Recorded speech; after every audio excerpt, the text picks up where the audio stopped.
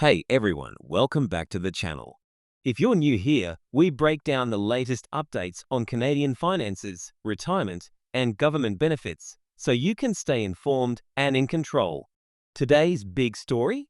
A major CPP increase has just been announced and it's going to affect your paycheck.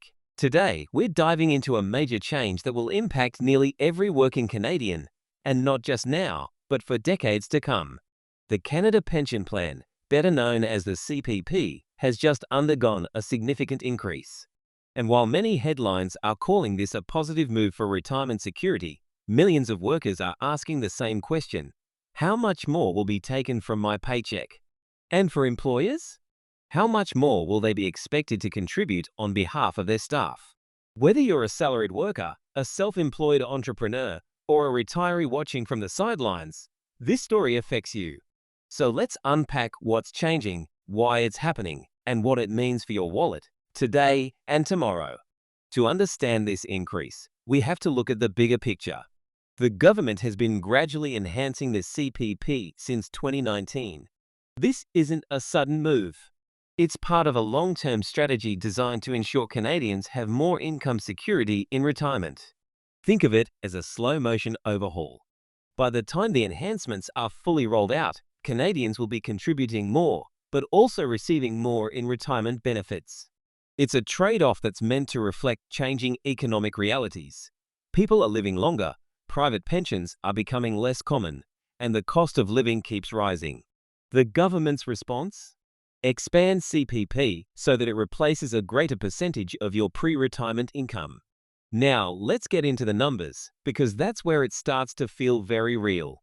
If you're an employee, you're used to seeing a percentage of your income deducted for CPP every pay period. For the past few years, that rate has hovered at around 5.95%, and in 2025, that rate remains the same. So you might be wondering, where's the increase? The answer lies not in the rate itself, but in the earnings ceiling to which the CPP applies. In other words, the amount of your income that is subject to CPP deductions has grown. And for higher income earners, a whole new tier of deductions is being added. Here's how it breaks down. In 2024, the maximum annual earnings subject to CPP contributions was around $66,600. In 2025, that's still the benchmark for the first tier of CPP deductions. But new for 2025 is the introduction of a second tier of earnings, covering income between $66,600 and $73,200.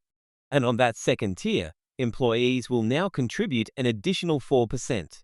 This might not sound like a game changer, but for someone earning at the higher end of that range, it means a noticeable increase in their total deductions. Let's walk through a quick example. Suppose you earn $70,000 annually. Under the old rules, your CPP contributions were capped once you hit the $66,600 limit. But with the new second tier introduced in 2025, the additional $3,400 of your earnings will now be subject to an extra 4% deduction.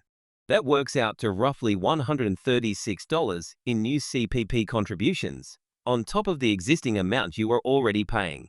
For someone at the very top of the range, earning $73,200, the extra deduction rises to around $264 annually. Not massive in the grand scheme of things, but in a tight household budget, every dollar counts. But what does this mean for your take-home pay? In simple terms, your net income will be lower than it was before, especially if you're in that middle to upper income bracket.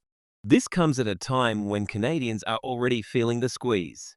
Grocery prices have soared, rent and mortgage payments are eating up more of our monthly earnings, and inflation, while slowing, hasn't disappeared. For workers living paycheck to paycheck, any increase in deductions can feel like a pay cut. The impact isn't limited to employees.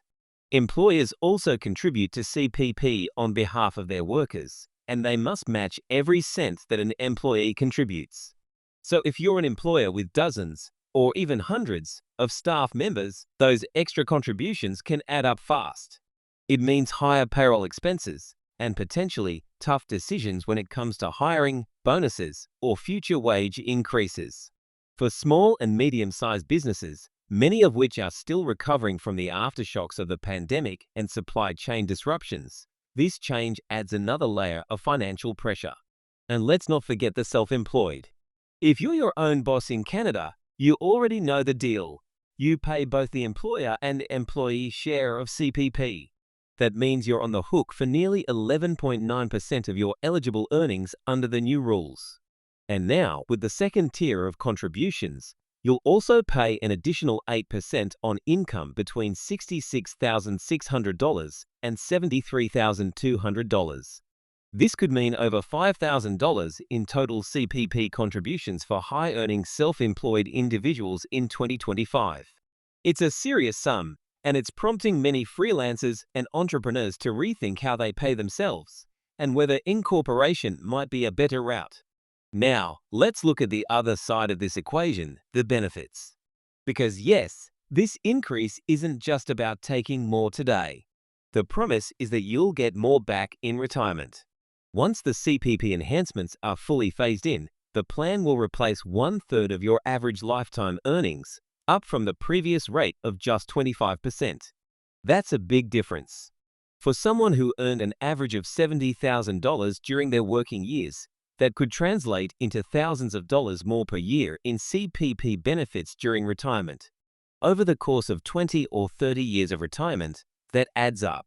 So the logic here is sound: pay more now, receive more later. But the problem, as critics point out, is timing. Canadians are facing a cost of living crisis.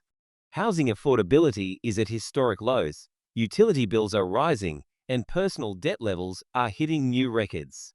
Many people feel like they don't have enough left over at the end of each month to absorb another deduction, even if it's for their future benefit. Supporters of the CPP increase argue that this move is both necessary and responsible. They say the government is thinking long-term, ensuring that Canadians won't be overly reliant on other income support programs like the Guaranteed Income Supplement or Old Age Security. Enhancing CPP, they argue, provides a more sustainable, contributory retirement income stream, something that benefits everyone in the long run. Still, some financial experts and business groups aren't buying it. They argue that individuals should have more control over how they save and invest for retirement. Imagine, they say, if Canadians were allowed to keep those extra CPP contributions and instead invest them in their RRSPs or TFSs. With the right strategy, some believe they could achieve better returns. But that's also a gamble. Not everyone has the time, knowledge, or risk tolerance to manage their own retirement funds successfully. Retirees who are already collecting CPP might be wondering if any of this affects them. The short answer is no, your CPP deductions are over. But you may notice a small bump in your monthly benefit thanks to the continued phase-in of the enhancement and the annual inflation adjustment. In 2025, the maximum CPP retirement benefit rose slightly to approximately $1,365.50 per month. But here's the catch: only a small percentage of retirees actually qualify for the maximum amount. Most people receive far less, depending on how long and how much they contributed during their working years.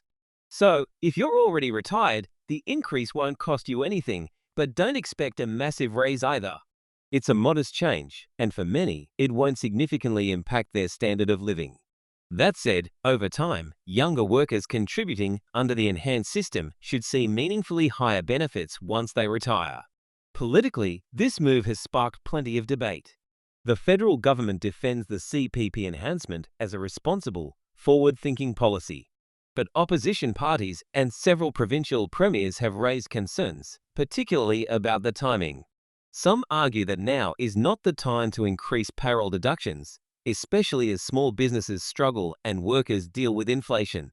And let's be honest, in an election year, anything that affects people's paychecks can become a lightning rod. If you're wondering how to respond or prepare, here are a few simple but powerful tips. First, check your pay stubs. Make sure your CPP deductions are accurate under the new rates. If you're self-employed, work with an accountant to ensure you're calculating your contributions properly and exploring options to optimize your tax situation. Reassess your monthly budget to account for any reduced take-home pay.